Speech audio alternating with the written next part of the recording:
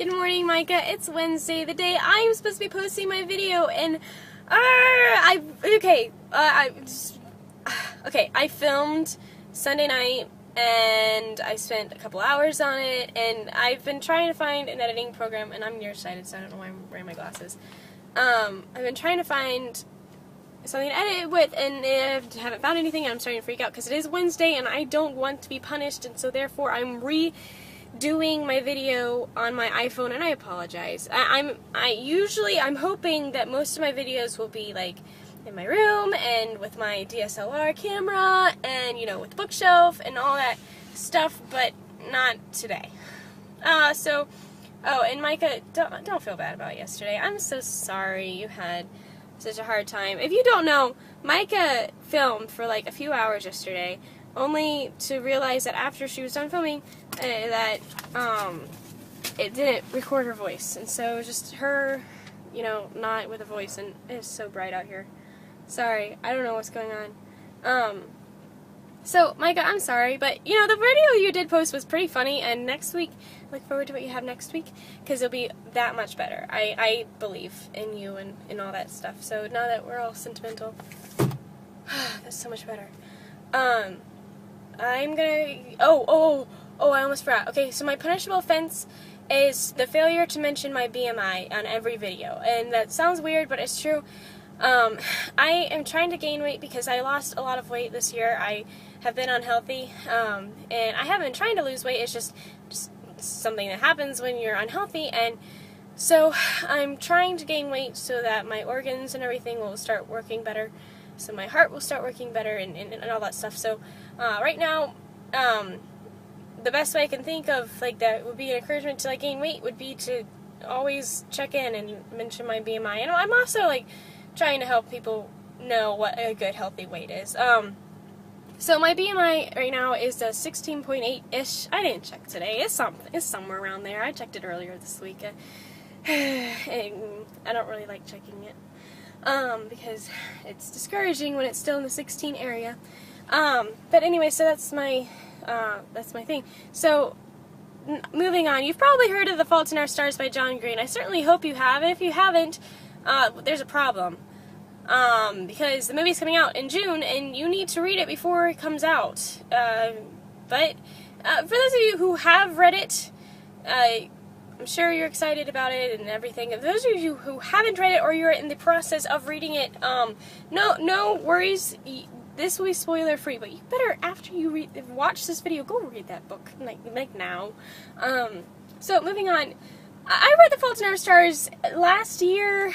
I heard about it this time last year, and I picked it up. I bought it at Books A Million. I just shout out to Books A Million in July last year, and it is a very special book to me because it was my first introduction to John Green, and I know I'm new to Nerdfighteria, but it was my introduction to that, like, other culture that exists. And it was also special to me because, like I said, I did have a lot of health problems, and it was very nice to find an author who, one, knows what it's like to be dying, and two, hasn't died. And it was just so, I don't know, I relate to Hazel Grace in a lot of ways, and in a lot of ways I don't. I just felt like I had a new friend. That sounds kind of weird if you're not really a book reader, but it's true, and I didn't feel, we read to know we're not alone, you know, and that was definitely one of those books that I read to know I wasn't alone. And it was one of those books that, you know, you kind of swear to yourself that your friends will never get a hold of it because it is your special book. Usually when I read a book, I want everybody I know to read it, but not The Fault in Our Stars. It was very special to me, is very, very special to me, present tense. And she's wearing a Canada shirt. I wonder if she's from Canada. I'm staring at you now. Yeah. Hi. I don't know if she's from Canada or not. I can't tell. Francis, is she from Canada? Okay, moving on. So I was keeping it a secret until my best friend saw me reading it, and she kind of borrowed it from me, and I thought, you know, it's safe in her hands, but no, everybody read it after that, and at first, like, I was a little upset like sad that all my friends were reading it because it was my special book. But not Francis, sorry. Hi, Francis. I love you. Micah. Yeah, Micah. What I soon learned about The Fault in Our Stars is that even people who have more health than illness like that book. And I was just really amazed and surprised that healthy people really enjoy reading a book about kids who aren't healthy.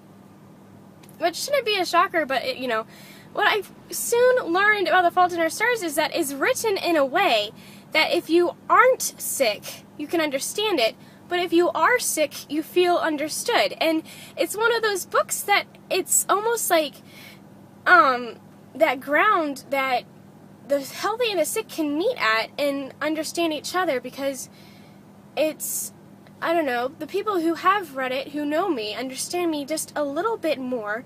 They understand that it's, sometimes it's best to just make a joke about being sick, sometimes it's best to just kind of laugh it off, I have another MRI, and, like, I don't know, I don't know if they completely understand, like, where I'm coming from, but it helps, I think it helps our friendships, and, I mean, at least they're able to handle, like, my dying jokes a little more, like, I think at least they don't, like, look like they're about to cry. And so, I mean, I think it's helped a lot. And so anyways, it's one of those books where, those who are healthy tend to think of how tragic it is. And I think it is a sad book, but I don't know, if your first thought about The Fault in Our Stars is how sad of a book it is, it's hot in here, man. If your first thought about Fault in Our Stars is, wow, that's a really sad book, I would encourage you to read it again, because I feel that it's The Fault in Our Stars is being misunderstood. Because if your first thought is how sad it is, I think it's safe to say that you perhaps miss the point of the book. Because John Green, when he wrote the book, I'm pretty sure he didn't write it to make healthy teenagers feel bad that they have 75 years to live, whereas others don't. And I don't think that the point of The Fault in Our Stars is to get kids to, or adults who read it, to cry.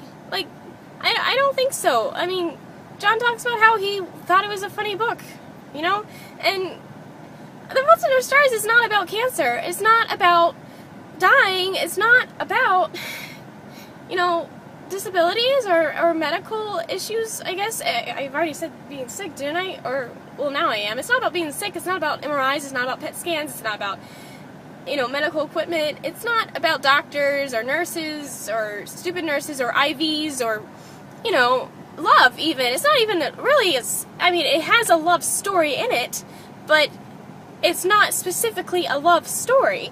It's about living the best life we can live with the time we have, and it's about how some infinities are bigger than other infinities, but it doesn't make them better. And it's about how sometimes you have to give up something that you love and take something you hate, but still make it beautiful. And sometimes that's just how it is. And yes, it's sad, but it's life, and it's true to life, and it's what happens sometimes. Sometimes you get sick, and sometimes you're just buying time.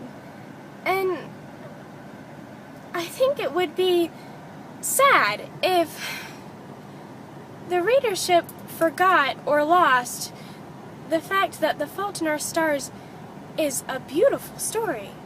And, the fact that Augustus likes Hazel is beautiful, because, I can say personally, because I can say this because I've been there, when you have a disorder or a disability or use medical equipment, usually guys don't think, man, I gotta get to know that girl.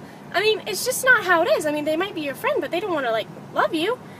And so, hi Mom, The Fault in Our Stars is not really about how, how tragic it is. It's about a beautiful life that they live, and it's more than tears and feels and stuff. It's real life, and it's beautiful. And so anyways, that's my rant. So that is what The Fault in Our Stars originated to be, and that's how the readership must continue to allow it to be. Micah, I'll see you next week with your new video, and Emma, I'll see you tomorrow.